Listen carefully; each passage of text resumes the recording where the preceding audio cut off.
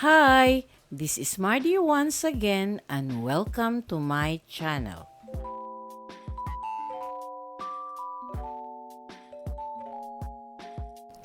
Today, I'm diving into the incredible life and legacy of one of the Philippines' most beloved voices, Claire de la Fuente, known for her soulful contralto and timeless hits like Sayang. Claire was more than just a music icon.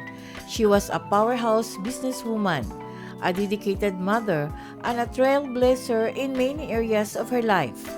From her rise to fame in the late 70s to her ventures beyond music, Claire's journey is one of passion, resilience, and sheer talent. So sit back, relax, and let's take a deep dive into the life of the woman who earned the title Asia's Sweetest Voice.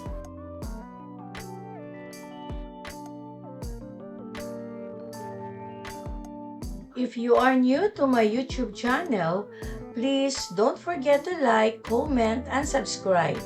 At para updated kayo sa mga susunod kong videos, please click the bell notification below. At sana po, don't skip the ads and please watch until the end of my video. Clarita Claire Crisostomo de la Fuente de Guzman, born on December 28, 1958 in Manila, Philippines, became a celebrated figure in the Philippine music scene in the late of 1970s. Known for her rich contralto voice, she earned the title Asia's Sweetest Voice and was fondly referred to as the Karen Carpenter of the Philippines, due to the striking similarities between her voice and that of the American singing icon. De la Fuente's career took off with the release of her hit song Sayang, which became a beloved jukebox classic. Her first album, released in 1978, became the biggest-selling album in the Philippines at the time and solidified her as a top-tier artist in the Filipino music industry.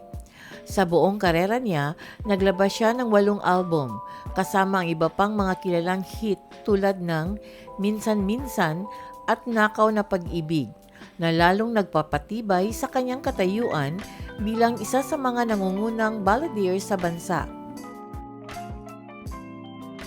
Ang kanyang vocal prowess at unique style ay umani sa kanya ng ilang mga parangal, kabilang ang titulong Queen of Tagalog Songs na ibinahagi niya sa kapwa-artist na si Rico J. Puno.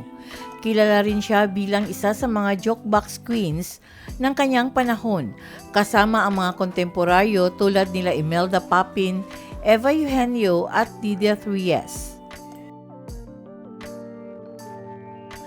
Outside her music career, De La Fuente was a successful entrepreneur.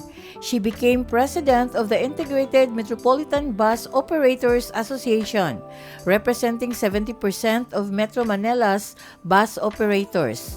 She was a vocal advocate for the rights of public transport workers, notably spearheading a successful boycott of the MMDA's color coding scheme in 2003.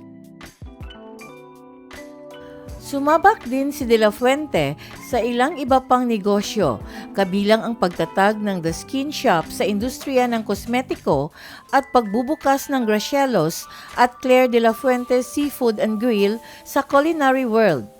In addition to her entrepreneurial spirit, she pursued higher education, earning a degree in transportation management from the Polytechnic University of the Philippines in 2003, followed by a Master's in Business Administration from the University of Western Australia in 2005.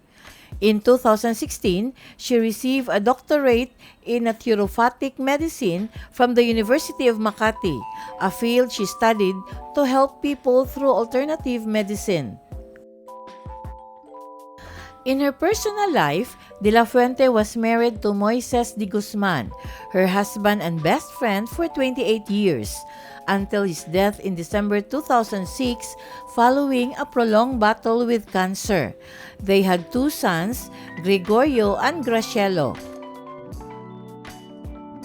Nagbalik si De La Fuente sa musika noong 2008 kasama ang international na album na Something in Your Eyes sa pakipagtulungan ni Richard Carpenter ng The Carpenters. Nag-record din siya ng duet kasama si Michael Bolton sa The Christmas Song para sa kanyang 2010 album, The Christmas Album. Tragically, on March 30, 2021, at the age of 62, Clarita Claire de la Fuente passed away from cardiac arrest due to complications from COVID-19.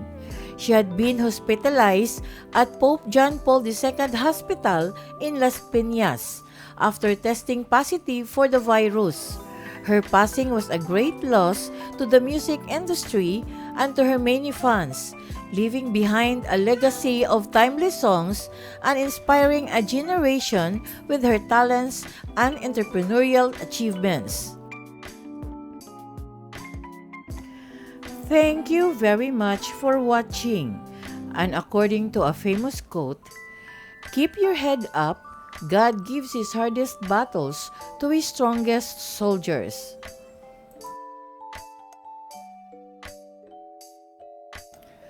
Special thanks to my source from Google, enwikipedia.org, photo credits to boholislandnews.com, and inspirational quote credits to pinterest.com.